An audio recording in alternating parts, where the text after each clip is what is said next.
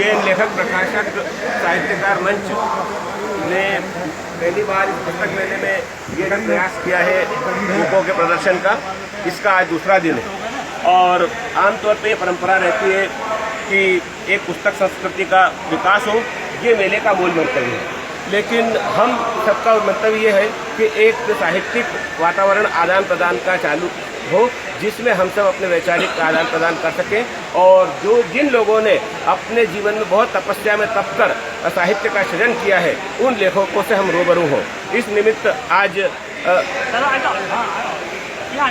हमारे बीच में हमने अपने उज्जैन के ही 2 विद्वान लेखक हमारे बीच में उपस्थित हैं, जिनमें डॉक्टर R.K. अहिरवार साहब हैं, जो विक्रम विश्वविद्यालय में सेंट्रल लाइब्रेरी के डीन हैं और इतिहास के ऊपर इनकी कम से कम 15 से अधिक पुस्तकें प्रकाशित हैं। डॉक्टर पुष्पा चौरसिया जी हैं, बहुत अच्छी कवियत्री हैं, साहित्यकार हैं, अपने जीवन में शिक्षिका रही हैं। हम इन दोनों से ये जानेंगे कि लेखन के क्षेत्र में किस तरह से उनको प्रेरणा मिली और उनके लेखन का क्या उद्देश्य रहा। सीधे और हमारे बीच में विक्रम विश्वविद्यालय के यशस्वी कुलानुशासक, बहुत अच्छे विचारक, चिंतक, हिंदी अध्ययनशाला के विभागाध्यक्ष डॉक्टर शैलेंद्र कुमार शर्मा जी भी हैं। हम उनकी गरिमामय उपस्थिति को अपने बीच दर्ज करते हुए इस छोटी सी बातचीत को आगे बढ़ाना चाहते हैं। अधिक विलंब न करते हुए सीधे अहिरवार साहब आपसे पूछना चाहेंगे कि आप इतिहासविद हैं, इतिहास के प्राध्यापक हैं और यशस्वी तो हैं ही, उस गहराई में न जाते हुए हम आपसे पहले 5 मिनट में ये पूछना चाहेंगे कि आपको ये लेखन की प्रेरणा कहाँ से मिली, आपके लेखन के विषय क्या क्या होते हैं और अब तक आपका क्या योगदान रहा है।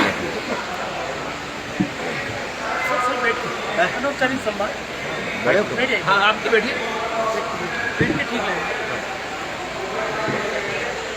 आज के हमारे सम्मानीय doctor Chaurasia madam, doctor Sharma ji, आदरणीय जोशी जी और हमारे सभी साहित्यकार बंधुओं, पहले तो मैं डॉक्टर देवेंद्र जोशी को बहुत बहुत धन्यवाद ज्ञापित करता हूँ। उन्होंने प्रथम प्रयास किया और इससे हम लोगों को अवसर मिला और हमारे नगर के लोगों को जो है एक हमारे यहाँ के भी साहित्यकारों से परिचय होने का अवसर मिला। नहीं तो अनेक जो गतिविधियाँ मैं देख रहा था, कई की पुस्तकें देखा, मुझे बहुत खुशी हुई।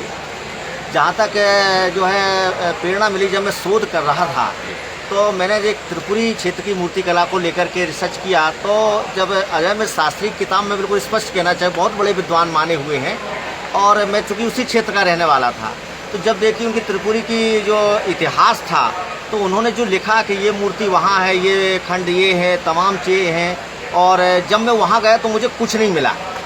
और जब मुझे कुछ नहीं मिला तो मैं बड़ा आश्चर्य हुआ कि इतने बड़े लोगों ने जो काम किया कि नागपुर में बैठे बैठे किसी काम में कर लिया। तो मैंने बिल्कुल फील्ड वर्क किया किताबों का और बड़ा मज़ा आया।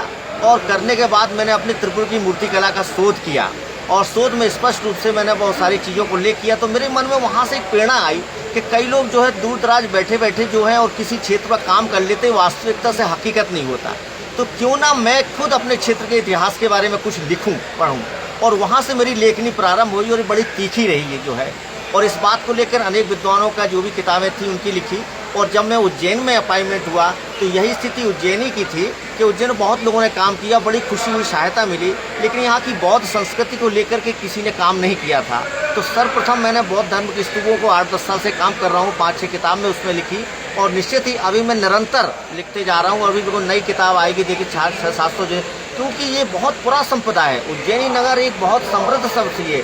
यहाँ पर जो है कि यहाँ के अभिलेखों में, यहाँ की पात्र परंपरा में, यहाँ के और अन्य चीज़ों में जो है आचार्यों के नाम है और जो अभी तक जो है इतिहास के विविध पक्षों के जो है विद्वानों ने उस पर प्रकाश नहीं डाला। तो मुझे लगा निश्चित इस पर काम करना चाहिए और बच्चों को जो है इससे लाभ मिलेगा। ऐसा हम आपसे आगे भी बात करेंगे। तब तक पुष्पा जी से बात करना चाहेंगे। मैडम, आप तो कवियत्री हैं और आपने गीत गज़ल भी काफ़ी लिखे हैं, तो आप अत्यंत संक्षेप में, आप भी राष्ट्रपति पुरस्कार प्राप्त शिक्षिका हैं और आपका अपना एक व्यक्तित्व है, समाज सेवी भी है, आपने आधे हिंदुस्तान की यात्रा की है। हम उस गहराई में नहीं जाते हुए सिर्फ इस प्रश्न पे अगले 5 मिनट में आपसे जवाब चाहते हैं कि आप रचनाकार कैसे बनी और आपकी रचना यात्रा के क्या क्या विषय हैं, इस बारे में संक्षेप में प्रकाश करें। मुझे बचपन से ही ललित कलाओं से मेरा रूबरू हुआ और मेरा जन्म इलाहाबाद में हुआ, जहाँ साहित्यकार है, और उज्जैनी नगरी में मेरी परवरिश हुई, शिक्षा यहीं पर हुई है। तो बचपन से ही मुझे साहित्य और नृत्य, संगीत, चित्रकला इत्यादि में रुचि रही। मेरा सबसे पहला लेख 1961 में जब मैं स्कूल में पढ़ती थी तभी लिखा था मैंने, जो संगीत पत्रिका हाथरस से निकलती उसमें प्रकाशित हुई थी और उसके संपादक थे काका हाथरसी। उसके बाद में ये शुरू में कविताएं लिखती थी और वो लिख के रख देती थी, लेकिन धीरे धीरे जब मेरी हिचक मिटी तो मैंने देखा कि 65-66 से मेरी गीत परंपरा गीत शुरू हुआ है, जो भी मुझे बना छोटा मिला। जहाँ तक मेरे कविताओं का विषय है, वो कोई भी विषय जो हमारे जीवन के आसपास है सबों को मैंने उसमें लेने की कोशिश की है।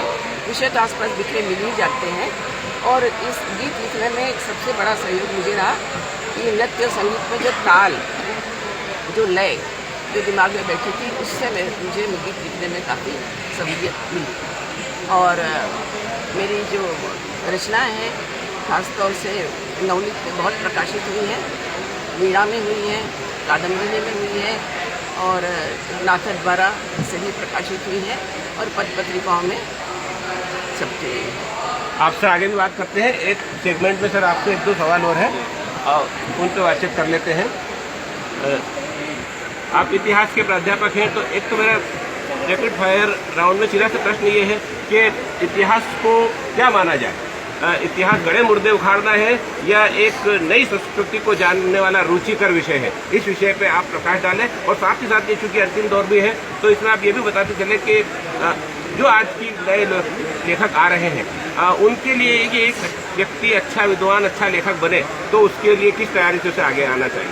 ये दोनों था। ये तो डॉक्टर साहब बहुत कठिन है इतिहास वाले में जवाब दें। आपके इतिहास जो है वास्तव में इतिहास जो है काफ़ी अब समय के साथ परिवर्तन नहीं हुआ है, लेकिन इतिहास एक वैज्ञानिक पक्ष है जी। निश्चित है।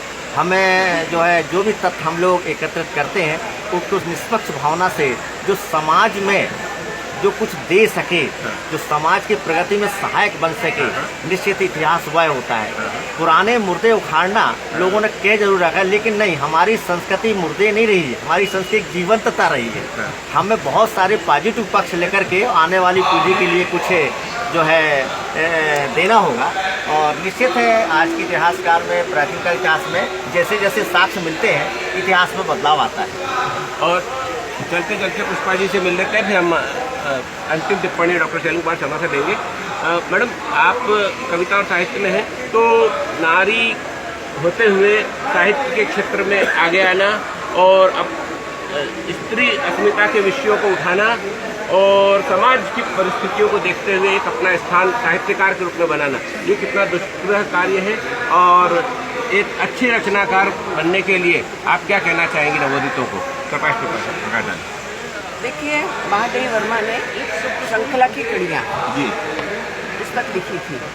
नारी के बहुत सारी समस्याएं और जो एकदम से आज़ादी मिलने के बाद जो उनका भटकाव है, इस पर उन्होंने काफ़ी कुछ लिखा था। और आज भी हमारी संस्कृति बहुत ही समृद्ध है और नारी को एक बहुत ही स्थापित रूप में देखती है, लेकिन हमको भी अपनी मर्यादा नारी को भी देखनी चाहिए। जो साहित्य रचा जा रहा है और जो दायित्व आज नारी का है, उसकी ओर भी आज की नारियां बढ़ रही हैं और केवल दकियानुसी या केवल मॉडर्न नहीं, बल्कि अपनी संस्कृति को आधार बना करके जो कुछ लिखा जा रहा है वो समाज के लिए, बहनों के लिए बहुत काम का है और एक दिशा निर्देश करता है। धन्यवाद। ये दोनों लेखकों से रूबरू होकर हमारी जानकारी में निश्चित वृद्धि हुई है और हमारा सिलसिला आगे भी जारी रहेगा। लेकिन आज हमारे बीच में अध्यक्ष की आसंदी पर मौजूद है वरिष्ठ समीक्षक और हिंदी आचार्य और विक्रम विश्वविद्यालय के गुलामशासक डॉक्टर शैलेंद्र कुमार शर्मा जी। हम चाहेंगे कि इस हमारे छोटे से प्रयास पर वे अपनी टिप्पणी दें और इस तरह के आयोजनों की क्या महत्ता रही है साहित्य संस्कृति के विकास में, कृपया करके इस पर भी प्रकाश डालें। डॉक्टर शैलेंद्र कुमार शर्मा। ये जो एक बहुत बड़ा संगम कालिदास अकादमी के परिसर में हो रहा है, ये बहुत महत्वपूर्ण उपलब्धि है, क्योंकि उज्जैनी शाश्वत विद्या नगरी है, साहित्य और कला की एक शाश्वत भूमि है। तो निश्चित तौर पर यदि एक छत के नीचे 1.5 लाख पुस्तकों का संसार यदि लोगों के सामने आता है तो निश्चित तौर पर बहुत उपलब्धि वाला अवसर है। इसमें भी उज्जैनी के जो साहित्यकार हैं, जो कि एक लंबी परंपरा के संवाहक हैं, उनका सृजन संसार भी यदि यहाँ पर संजोया गया है तो निश्चित तौर पर ये भी मैं उपलब्धि मानता हूँ। हमारे बहुत सारे ऐसे रचनाकार हैं जो राष्ट्रीय स्तर पर अपना लेखन कर्म कर रहे हैं, लेकिन उनका जो प्रकाशन है वो सबके सामने नहीं पहुँच पाता। तो ये जो एक मंच यहाँ पर शब्द प्रवाह के माध्यम से प्रारंभ किया गया, संदीप सृजन जी, डॉक्टर देवेंद्र जोशी, सभी लोगों ने जिस तरह से उपक्रम किया है उसका लाभ जो है आने वाली पीढ़ी उठाएगी, ऐसा मैं मानता हूँ। अभी जो दो महत्वपूर्ण संवाद हमारे बीच में हुए, दोनों का संबंध हमारे जीवन से है। हम बिना साहित्य के नहीं रह सकते और बिना इतिहास बोध के नहीं रह सकते।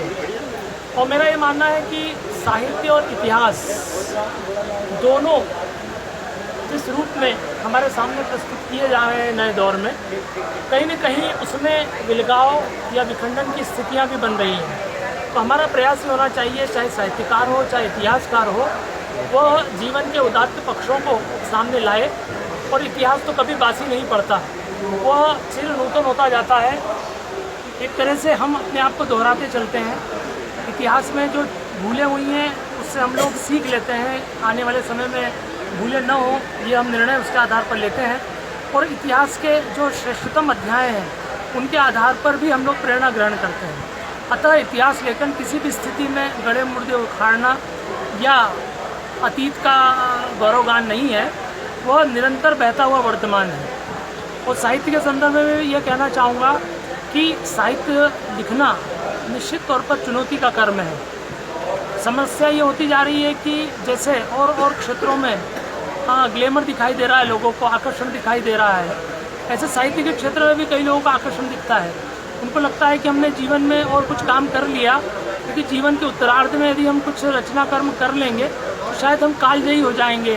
तो प्रयास ये होना चाहिए कि वह जो भी व्यक्ति लेखन में आ रहा है वो उसे एक चुनौती के रूप में ले, उसे एक दायित्व बोध के साथ ले।